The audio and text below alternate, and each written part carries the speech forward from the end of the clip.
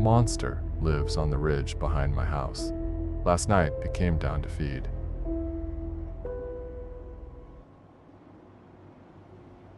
My family dog died of a heart attack. That's the official story, the one my parents tell themselves so they can sleep at night. The truth is, his heart didn't give out. It was torn out of his chest by pure, uncut terror, and it was my fault.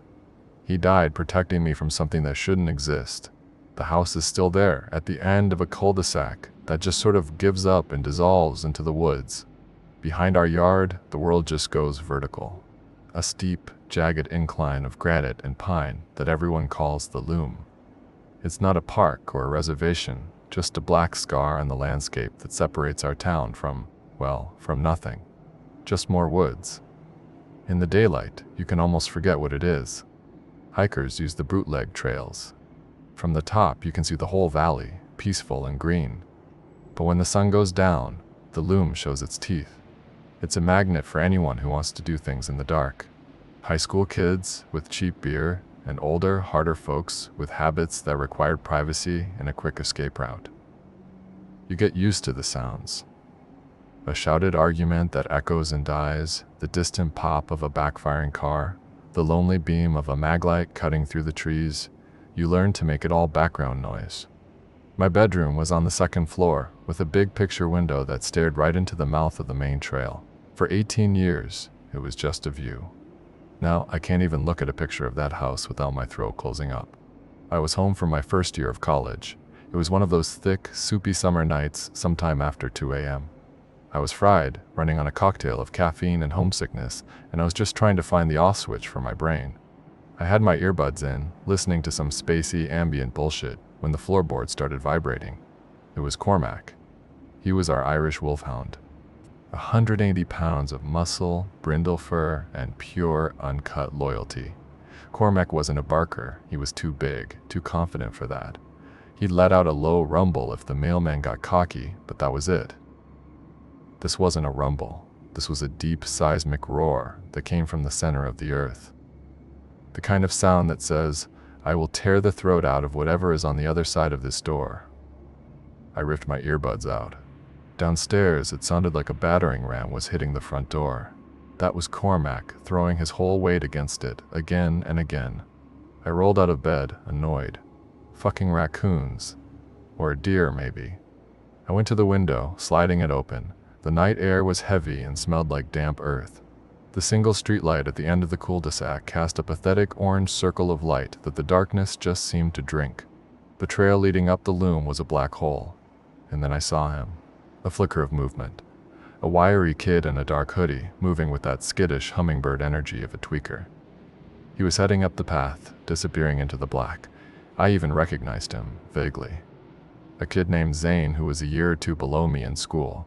Just another ghost heading for his haunt. "Cormac, settle," I yelled down, my voice muffled. "Leave it." The barking stopped, but it was replaced by a low, guttural growl that was almost worse. I could hear his claws ticking anxiously on the hardwood floor. I ignored it. I went back to bed. Maybe half an hour passed. I was just starting to drift off when all hell broke loose again. This time it was different. It wasn't anger. It was pure, shrieking panic. A frantic, high-pitched barking mixed with these awful, desperate whines. I heard his claws scraping, shredding the wood of the door. The sound of an animal trying to claw its way out of its own skin. I was at the window in a second, my own heart hammering a frantic rhythm against my ribs. And I heard another sound then. The frantic, clumsy pounding of feet on the trail, coming down. Coming down way, way too fast. It was Zane. He wasn't running, he was falling. A controlled plummet down the steep path. His arms were windmilling, his head twisted around to look back into the solid wall of black behind him. He ran with that ugly, primal terror of a creature that knows the teeth are already at its heels. He hit the flat asphalt of the street and his legs just tangled. He went down hard. I heard the sound, a wet slap and a choked sob that cut right through the night.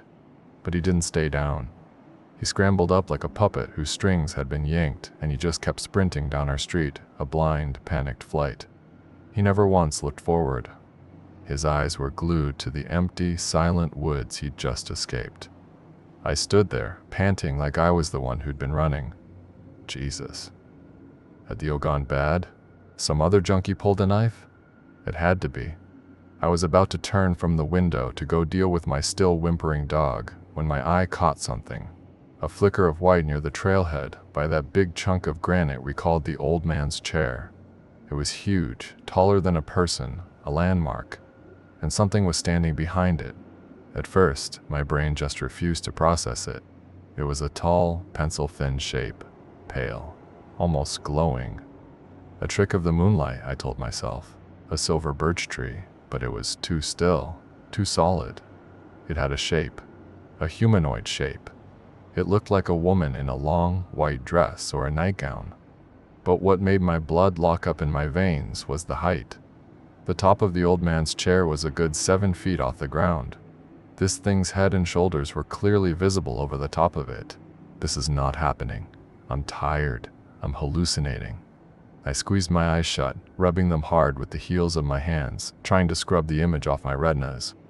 When I opened them again, the world tilted. She had moved. In the 1 second I'd looked away, she had crossed the 20 feet from behind the rock to the edge of the woods. She stood right at the spot where the trail met the street, one half of her bathed in that sick orange streetlight. And I could see her. Oh God, I could see her. She was built all wrong. Skeletally thin, her limbs were like long, brittle sticks barely hidden by the white cloth. Her hair was a solid mass of tangled black that hung past her waist. She was tall, so fucking tall. I'm 6 foot, and she would have been able to look down at me. 8 feet. Easy. A silent, marble statue carved from pure dread. Downstairs, Cormac had gone completely silent. My eyes snapped back to the figure. As if she felt my gaze, she slowly turned her head. She looked right up at my window. She looked right at me. I will take the memory of that face to my fucking grave. Her skin was the waxy, bloodless white of a corpse dredged from a frozen lake. But it was the smile that shattered my mind into a million pieces. It wasn't a smile. It was a wound. A grotesque black slash that split her face from ear to ear, crammed with teeth that were too long, too thin, too sharp, like a row of dirty needles. And her eyes. Her eyes were just holes. 2 pits of absolute black that didn't reflect the light. They devoured it. My lungs seized. The air turned to concrete in my throat. I tried to scream, but all that came out was a dry little click. I was pinned to the spot, a bug on a board. We were locked together, this thing on the street and me in my window, with 50 yards of lawn and asphalt between us that suddenly felt like nothing. Then she fell. Just pitched forward. No hands out to catch herself. She just dropped, face first, onto the pavement. There was a wet, heavy thump. She lay there, a broken pile of limbs and white cloth. For a second, relief washed over me. It's over. It was a dream, a hallucination. But then, her limbs began to move. They started to bend. They stretched, elongating with a series of soft, tearing pops that I felt in my own bones. Her arms and legs bent backwards, at angles that God never intended, joints dislocating and reforming. They grew longer, thinner, unfolding like the legs of some nightmare insect. Her torso rose from the ground, suspended between these new, needle-thin appendages. Her head, still smashed against the asphalt, began to twist. It turned with the sound of stones grinding together, a full 180 degrees, until she was looking up at me again. Upside down. Her sickening, impossible smile seemed to stretch even wider, cracking the pale skin at the corners. The world went watery. A crushing pressure built in my chest. My heart was a terrified bird beating itself to death against the cage of my ribs. This isn't real. This isn't real. It has to be a nightmare. It was real. Because that spider leg thing with the upside down face started to move, it scuttled sideways across the street toward my house. A jerky, unnatural gait, never breaking eye contact. Its new limbs clicked and scraped on the pavement, a sound like wet branches snapping. It moved with a horrifying, fluid speed, closing the distance. It reached my front lawn. It stopped. Its black, empty eyes burned into me. It gathered its limbs beneath its body, coiling them like a spring. It was going to jump. Straight to my window. There was a deafening crack, like a rifle shot right next to my ear. The world exploded in a spiderweb of fractured glass as the thing hit my window. I was thrown backwards, the back of my head connecting with my bed frame with a sickening thud. The last thing I saw was that smiling, upside-down face, distorted and monstrous, pressed against the shattered pane. The last thing I heard was Cormac letting out a single, choked, agonizing cry from downstairs. Then, nothing. I woke up to my mom shaking me, her face pale and streaked with tears. Sunlight was pouring in. I was on the floor, my head throbbing. My dad was in the doorway, his expression just broken. "Thank God," my mom whispered. "We heard a crash. We found you on the floor." I couldn't form words. How could I tell them? They'd think I had a psychotic break. I mumbled something about a nightmare, about feeling dizzy and falling. They had already replaced the window. A guy from a 24-hour glass repair company was just packing up his truck. "Must have been a hell of a bird," he said to my dad. There was a faint, hairline crack in the frame itself. It was later that morning that my dad told me. His eyes were red-rimmed and hollow. "It's Cormac," he said, his voice thick. "We found him at the bottom of the stairs. The vet said his heart just burst. A massive, catastrophic heart attack. He wasn't just by the door, he was at the bottom of the stairs.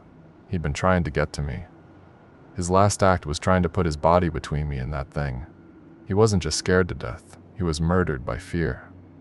A few days later, a text came through on a group chat from high school. "Yo, anyone hear about Zane K? Cops found him this morning at the trailhead up the loom, being real quiet about it. The official cause of death was listed as undetermined." It took me a month to work up the nerve to tell anyone. I told my best friend T.O. I laid it all out, every impossible detail, fully expecting him to call bullshit or start looking up therapists for me. But he just sat there listening, the color draining from his face. When I finished, he was quiet for a long time. Then he looked at me, his eyes wide. "My grandpa," he said, his voice a dry whisper. "He was born in this town, died in this town. He used to tell us, 'Don't you ever let the dark catch you on the loom. There's something that sleeps in the rock up there. Something hollow.'" He took a shaky breath. He said sometimes it gets hungry. And when it comes down, it never leaves a house empty-handed. It always takes a little something for the road, even if it doesn't get the meal it came for. I don't know what I saw that night. I don't have a name for it, and I don't want one. I just know it was real. I know it took a scared kid and the best dog that ever lived. And I know it looked at me, it saw me, and it wanted me too. My parents still live in that house. I can't go there after dark anymore. I can't sleep in that room, because sometimes when I visit, I can still feel it. A cold spot in the air by the window, a pressure. The distinct prickling feeling of being watched from the black, silent trees. It's still up there, sleeping. And I know, with a certainty that makes my teeth ache, that it got a taste. And a hollow thing like that never, ever forgets a taste.